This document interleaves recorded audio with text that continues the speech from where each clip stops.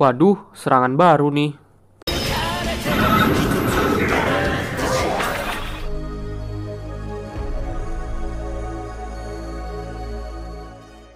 Halo teman-teman, Ultraman Blazer episode ke-8 sudah rilis lagi ya guys ya.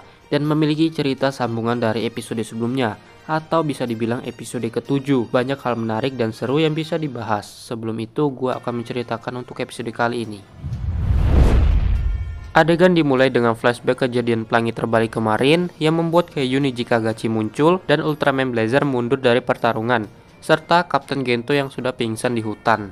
Kemudian adegan berpindah ketika Kapten Gento siuman dari pingsannya di rumah sakit. Lalu Kapten mendapatkan informasi jika ulah Niji Kagachi ini sudah semakin parah di Jepang dan juga sudah berada di perkotaan. Wakil bertanya tentang siapa yang memanggil Kaiju itu, lalu Kapten berkata bahwa Profesor Yokomine adalah pelakunya. Opening dimulai dan episode kali ini berjudul Pelangi Muncul bagian 2. Adegan masuk saat anggota SCAR sedang menuju pulang ke markas SCAR, mendapatkan info jika laboratorium Profesor Yokomine oleh Emi jika pemanggilan Kaiju itu menggunakan 7 gelang dan memasukkannya di mata air suci. Lalu di mana para anggota SCAR merencanakan untuk menghadapi Kaiju ini dengan Ergaron Motsu, dengan kemudi Kapten Gento dan Bando serta wakil yang akan ke tempat Profesor Yokomine untuk negosiasi padanya. Kemudian yang lain menuju ke tempat Profesor Yokomine dan Ergaron tiba di lokasi Niji Kagachi. Dengan sistem unit Motsu segera menembak agar perisainya terbuka. Lalu wakil bertemu dengan Profesor dan menjelaskan tentang pemikiran Profesor yang membuat umat manusia bisa punah, serta Profesor yang selalu tegak dengan pemikirannya bahwa ingin membuat peradaban baru. Kapten dan Bando yang sukses membuat Kaiju itu membuka perisainya akan menembak ke kristal di dahi Kaiju itu. Tembakan pertama gagal, lalu tembakan kedua juga gagal sehingga Kaiju itu menyerang Ergaron, wakil yang sedang menyadarkan Profesor, tapi Profesor selalu membantah sehingga ia menembaki wakil Kapten. Tembakannya pun meleset dan wakil juga menembak ke arah gelang itu, yang membuat gelangnya patah. Gelang tersebut mengeluarkan energi dan menuju ke Niji Kagachi sehingga Niji Kagachi semakin kuat dengan serangan sinar lasernya. Untung saja Ergaron menghindar tapi dayanya mati dan harus diaktifkan manual. Kapten melihat Blazer Blaze muncul membuat Kapten keluar dari Ergaron dengan alasan mengaktifkan daya, lalu Kapten segera berubah menjadi Ultraman Blazer. Pertarungan Blazer dan Niji Kagachi dimulai dan Blazer tetap kewalahan. Lalu Bando yang sedang membidik Kaiju itu mendapatkan sasaran sehingga tembakannya kena kristal dari Kaiju itu yang membuat energi pelangi keluar. Segera Blazer mengambil energi pelangi itu yang membuat Kapten mendapatkan stone baru dengan serangan terbarunya.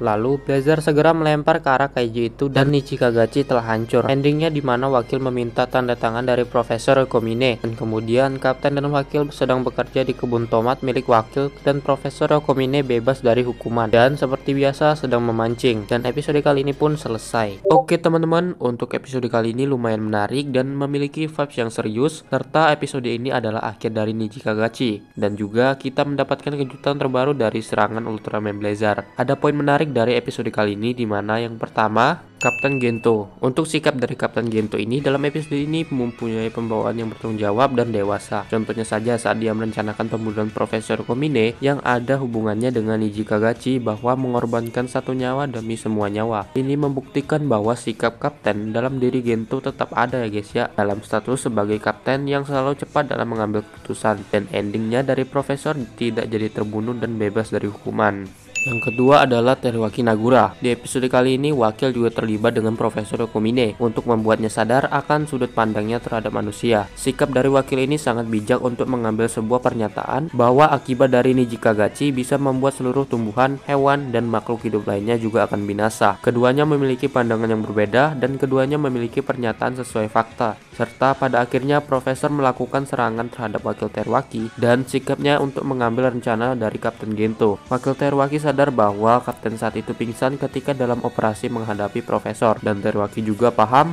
terhadap pemikiran dari Profesor, maka dari itu wakil memilih untuk menghadapi Profesor ketimbang Kapten. Yang ketiga adalah Profesor Yokomine. Pada episode ini beliau tetap memiliki pandangan yang sama, yaitu manusia adalah perusak alam dan ingin mengubah peradaban modern menjadi peradaban baru. Gak salah juga sih prinsip dari Profesor ini, tapi cara dia yang salah, dan bisa dibilang dia inilah contohnya dari pemanfaatan kekuatan Niji Kagachi serta perbuatannya yang bisa membuat seluruh makhluk hidup lainnya akan punah dan pada akhirnya dia pasrah dengan gelang yang hancur dan Niji Kagachi yang sudah kalah. Yang keempat adalah Niji Kagachi. Kita tahu bahwa kaiju ini bisa muncul karena ada 7 gelang yang ditemukan oleh Profesor Komine yang berada di Jepang serta air mata suci yang berada di sungai, sehingga muncullah pelangi terbalik dan kaiju ini akan muncul dari permukaan bumi dan pergi menuju kota, yang membuat tekanan udara kota-kota di Jepang semakin rendah sehingga membuat terjadinya angin topan yang besar. Dan kelemahan dari kaiju ini berada di bagian dahinya yang memiliki kristal kecil di mana di dalamnya berisi sebuah energi pelangi dan bisa mengeluarkan sinar laser yang dahsyat. Oh ya, bahwa 7 gelang yang dipakai Profesor adalah kekuatan asli dari Niji Kagachi. Bisa dibilang sebagai segel dari kekuatannya yang membuat serangan sinar laser menjadi lebih dahsyat.